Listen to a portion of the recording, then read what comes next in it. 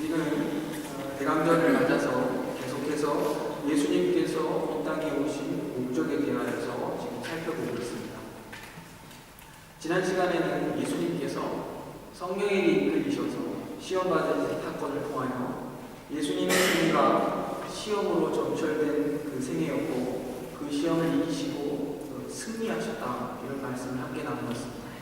그리고 이 시험은 성도들이 이 땅에서 받는 시험을 보여주고 있다, 이렇게 말씀드렸습니다. 하나님의 백성들에게 말씀을 빼앗고 또 하나님을 시험하게 만들고 마침내 그 우리의 경배의 대상이신 하나님을 빼앗으려고 하는 그것이 마귀의 시험이다, 이런 말씀을 함께 나누었습니다. 이 시간에는 구약 성경의 예언을 성취하시는 예수님의 특별한 행적 중에서 즉 예수님께서 유대 변방 지역이 스불론과 납달리 땅 그 지경에 가셔서 특별히 가버나움이라는 그 곳으로 이사하셔서 거주하셨다, 이런 내용입니다. 이 내용을 함께 살펴보려고 합니다. 오늘 함께 읽은 그 본문 말씀을 보시면 요한이 잡힌 후에 예수님께서 이사야 선지자의 말씀을 이루시기 위해서 나사렛을 떠나십니다. 그리고 스불론과 납달리 지역 그 해변에 위치한 가버나움에 가서 사셨다, 이렇게 기록하고 있습니다. 이제 예수님이 오시는 그 길을 예비하는, 예수님의 길을 예비하는 요한의 때가 지나고 본격적으로 예수님께서 일하시는 때가 도래했음을 보여주고 있습니다. 그런데 이사야 선지자의 말씀을 성취하기 위해 예수님께서 스불론과 납달리 지역 가버나움으로 이사하셨다, 그 예수님의 이사 이야기가 기록되고 있습니다. 그리고 이 그 사건의 의미를 부여하기 위해서 흑암에 앉은 백성들에게 또 사망의 그 그늘에 앉은 그 이방 지역에 큰 빛이 비추게 되었다, 이렇게 설명하고 있습니다. 이 의미를 우리가 잘 살펴야 합니다. 이 말씀은 이사야서 9장으로부터 인용된 말씀인데 이 예수님께서 가버나움에 가서 사신 이 사건을 해석하고 있는 이사야 말씀을 한번 살펴보려고 합니다. 이사야서의 그 문맥을 보시면 하나님께서 아비가 그 자녀를 사랑하듯이 이스라엘 백성을 사랑하시고 돌보고 지키셨다, 이렇게 기록합니다. 그런데 이스라엘은 그 하나님 아버지의 은혜를 모르고 하나님을 배반하고 또 거짓된 우상, 허망한 우상과 썩은 그 욕심을 쫓아 살았다, 이렇게 선지서가 기록하고 있습니다. 하나님의 말씀을 우습게 알고 그 짓밟는 저들에게 하나님께서 진노하셔서 심판을 내리십니다. 그 심판의 내용에 대하여서 묘사하기를 그들이 정녕 아침빛을 보지 못하고 이 땅으로 헤매며 곤고하며 줄일 것이다. 그 줄일 때에 번종하여 자기의 하나님을 저주할 것이며 위를 쳐다보거나 땅을 굽어보아도 환난과 흑암과 고통의 흑암뿐이 그들이 심한 흑암 중으로 쫓겨 들어가리라, 이렇게 이사야서 9장 20절에서 22절을 기록하고 있습니다.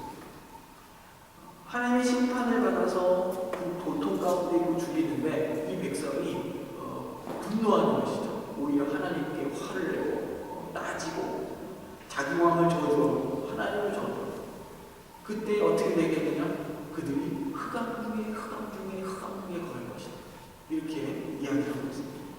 여기서 말하는 흑암이란 이스라엘이 하나님으로부터 받을 그 극심한 환난과 고통의 징벌을 가리키는 것입니다. 그러나 하나님께서는 그 이스라엘을 영영 그 심판의 고통 가운데 내버려 두시지 아니하시고 그리고 언젠가는 그들을 구원하셔서 은혜를 베푸실 것이다, 이러한 약속도 함께 주십니다. 이 약속에 대한 이야기하기를 전에 고통하는 자에게는 흑암이 없으리로다. 옛적에는 여호와께서 스불론 땅과 납달리 땅으로 멸시를 당케 하셨더니 후에는 해변길과 요단 저편 이방의 갈릴리를 영화롭게 하셨느니라, 이렇게 기록하고 있습니다. 전에 그 고통당하던 자들, 하나님의 심판 아래서 아파하던 그 자들, 하나님의 심판으로 말미암아 극심한 그 환난과 고통으로 신음하던 자들에게 더 이상 흑암의 고통이 없으리라. 흑암이 사라질 것이다. 이렇게 약속해 주시는 것입니다. 여기서 언급되고 있는 그 지역들, 이것을 살펴볼 필요가 있습니다. 스불론 땅과 납달리 땅, 해변길, 요단 저편의 갈릴리 지역. 바로 이 예부터 이 지역들은 하나님의 그 심판의 고통을 가장 심하게 겪었던 그런 지역입니다.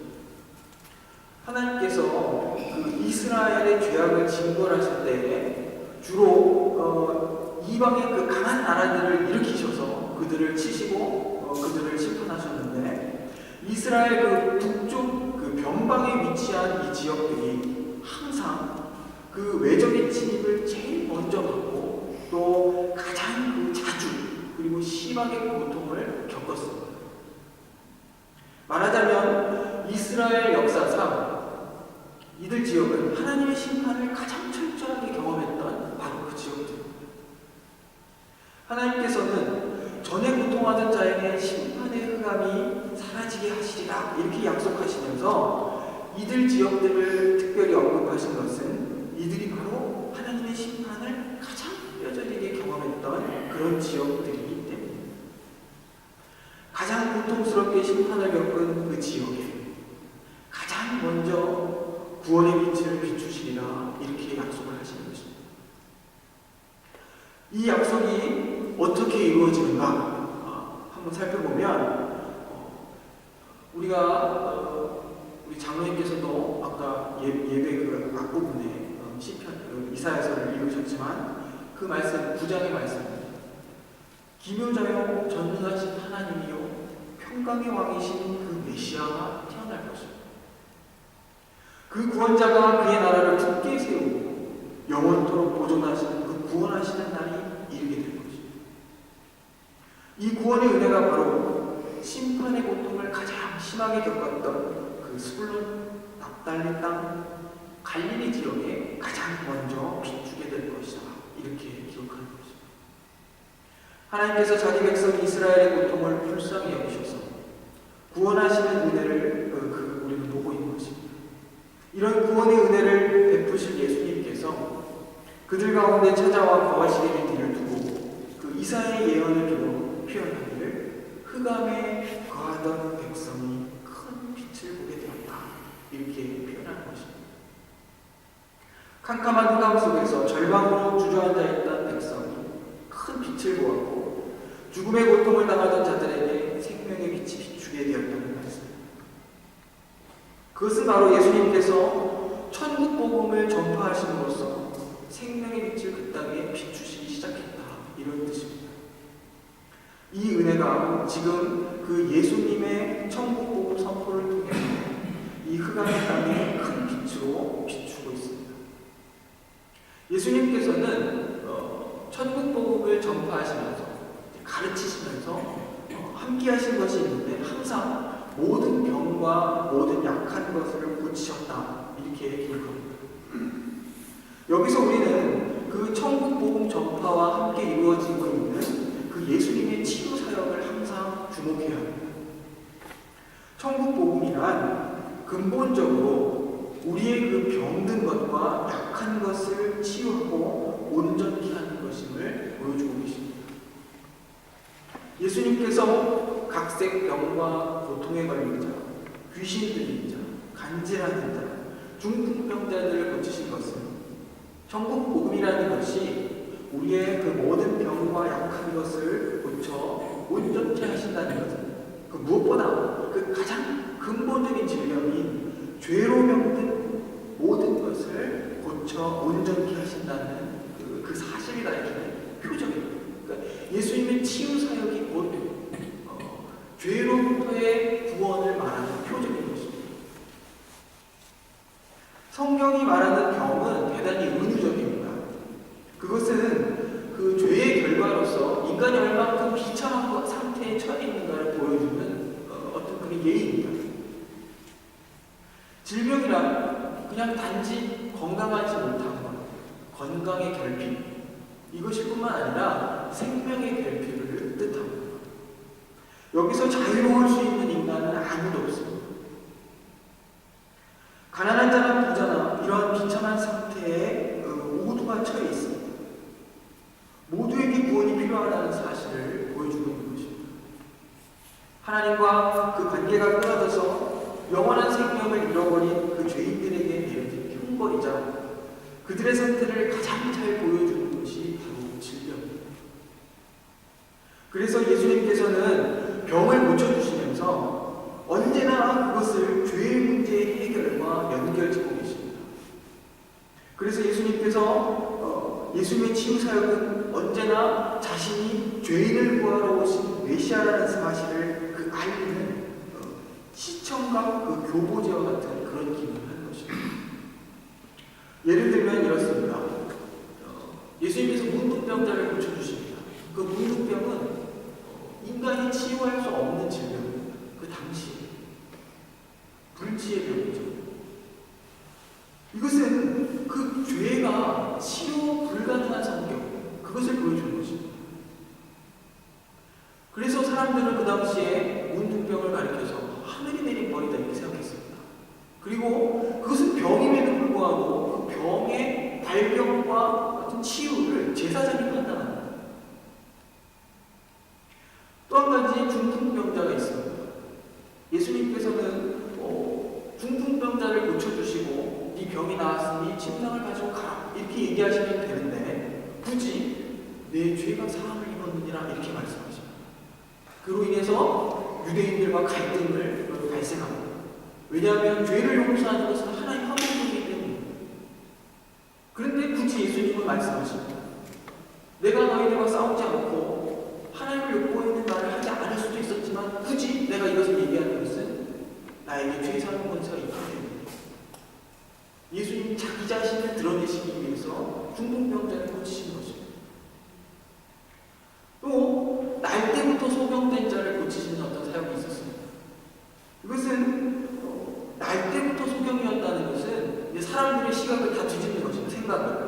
왜냐하면 당시 사람들은 병을 죄의 결과로서 보았는데 날 때부터 소경되었다는 것은 논쟁거리였습니다.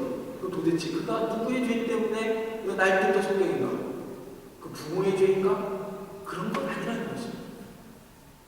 예수님이 그 날 때부터 소경된 자의 눈을 뜨게 하시는 것은 죄가 가지고 있는 어떤 근원적인 성격, 어떤 원죄적인 성격, 그것을 보여주는 것입니다.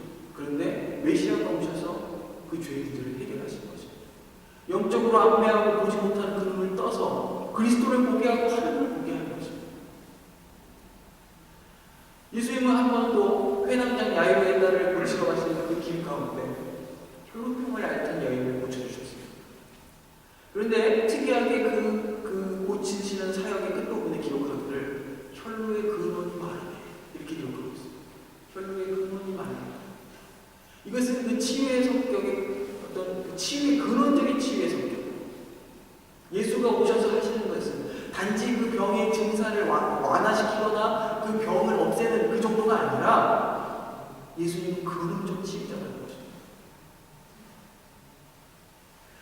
예수님의 그 치명의 사역들을 보며 우리는 예수님이 어떠한 분이신가를 잘 볼 수 있어야 됩니다.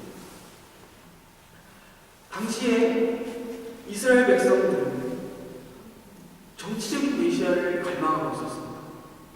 그들은 로마의 압제에서 자신들을 구원하고 또 그들이 받는 그 핍박과 고통에서 자신들을 건져내고 그리고 그들의 눈물과 서러움, 탄식과 한숨을 씻어주고 아주 강력한 다윗과 같은 그런 왕이고 정치적인 메시아를 기다리고 있었습니다. 그런데 우리 예수님은 자신을 메시아로 하나님의 아들로 소개하시면서 유대인들의 관심사였던 어떤 그 정치적인 메시아로서의 모습을 보이지 않으십니다.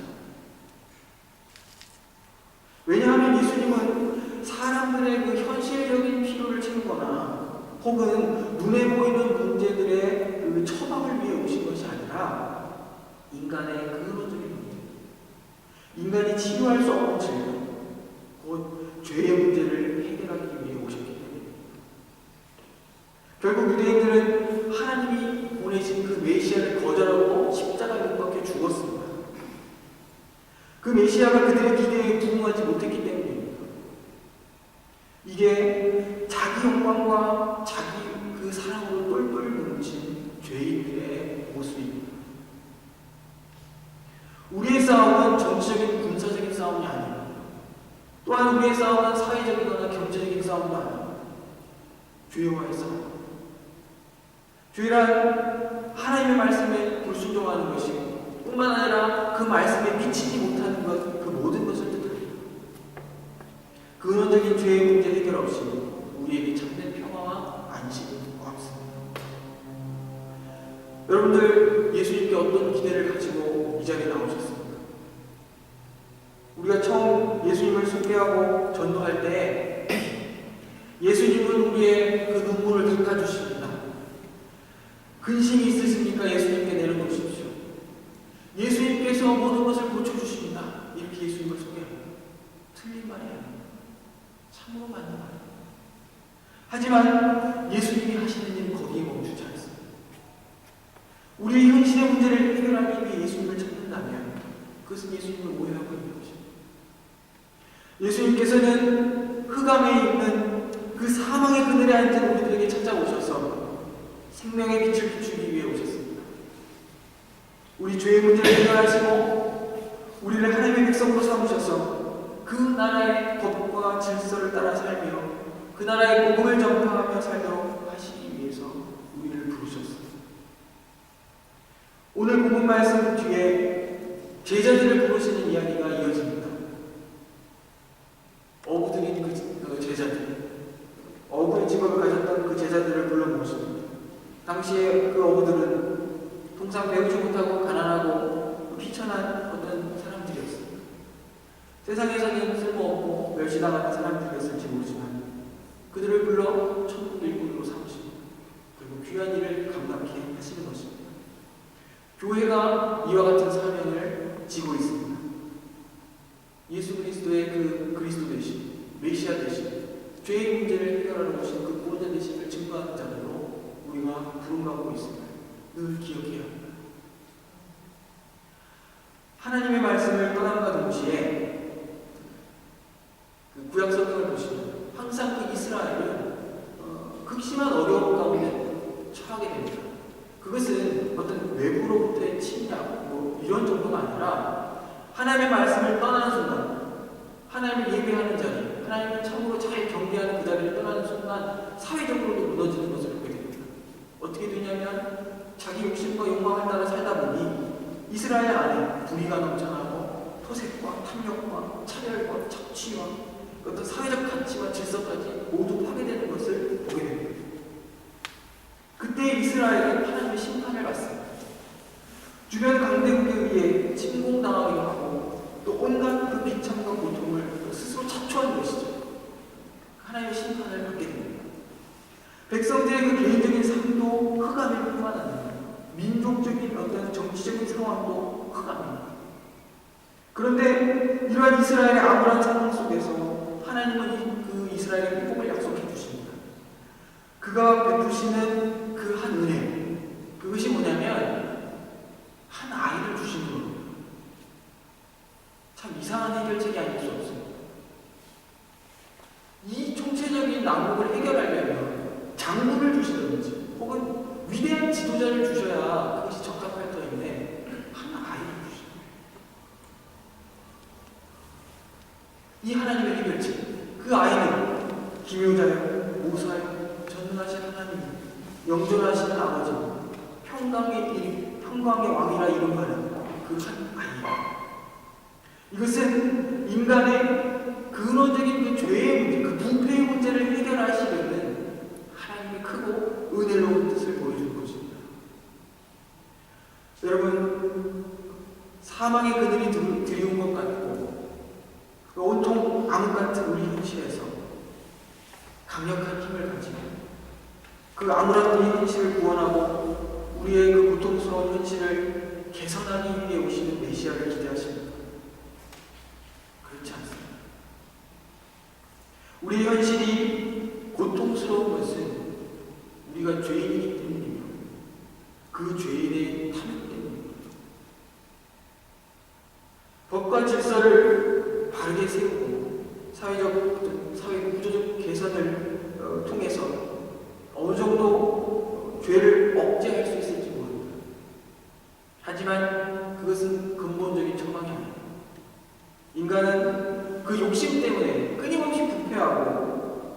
현실의 고통은 여전히 계속될 것입니다.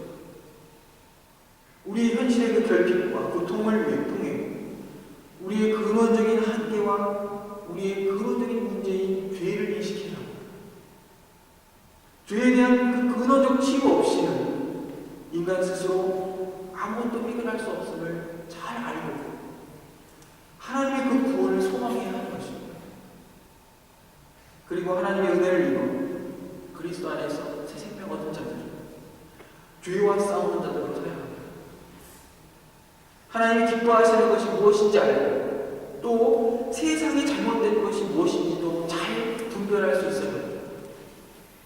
즉 하나님의 말씀을 따라 사는 자들이 되어야 하는 것입니다. 하나님을 사랑하고 이웃을 사랑하고 그렇게 사는 자들이 되어야 하는 것입니다. 우리의 욕심, 자기 사랑, 차별적인 사랑, 그 거짓을 버리고 십자가를 따르는 자들이 되어야 하는 것입니다. 섬기는 자로서 살고 누가 크냐 그 싸움을 멈추고 떡에 매여 살지 않으며 끝까지 하나님의 말씀을 생명처럼 붙드는 그런 자들이 되어야 하는 것입니다. 늘 세상의 역사는 하나님의 뜻을 거스르는 역사입니다. 역사는 우리의 소망과 바람대로 흘러가지 않습니다.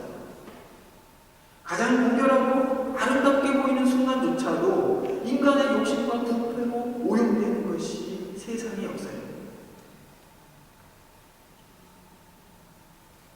그러므로 우리는 세상에 소망을 두어서는 안 됩니다. 우리는 어떤 역사 속에서도 교회와 성도로서 우리의 책임을 다해 신앙하지만 그것을 의지하지는 않습니다.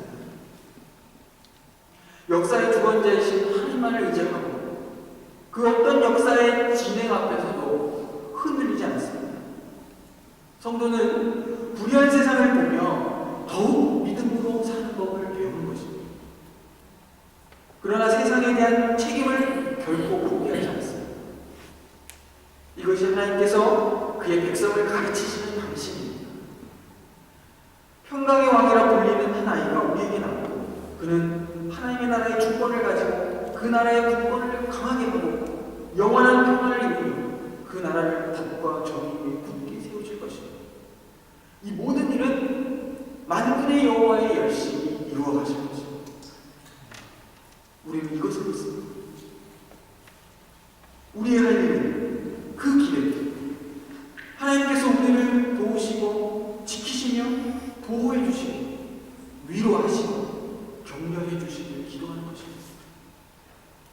혼자가 아니라 함께 주님의 나라를 살며 그 나라의 가치를 실현하며 그 살아간다는 사실을 기억하고 어떤 어려움이 닥치고 실망과 좌절이 없었다.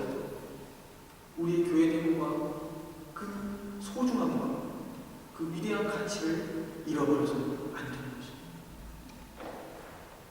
우리 예수님께서 이 땅에 오셔서 사망의 근에 앉은 자들, 흑암에 앉은 자들에게 빛을 비추셨습니다. 그는 우리의 죄의 문제를 해결하러 오셨고 그가 대신 우리의 죄를 지고 십자가에 못 박혀 죽으셨습니다. 그리고 죄와 사망의 권세를 이기고 부활하셨습니다. 그는 전능하신 하나님이고 평강의 왕이십니다. 그는 그의 나라와 그 백성을 공평과 정의로 다스리고 보존하실 것입니다. 이 성탄절기에 우리 모두 바로 이러한 메시아를 소망하고 맞이하는 자들이 되기를 간절히 소망합니다. 이것이 우리 주님이 이 땅에 오신 목적입니다. 함께 기도하겠습니다.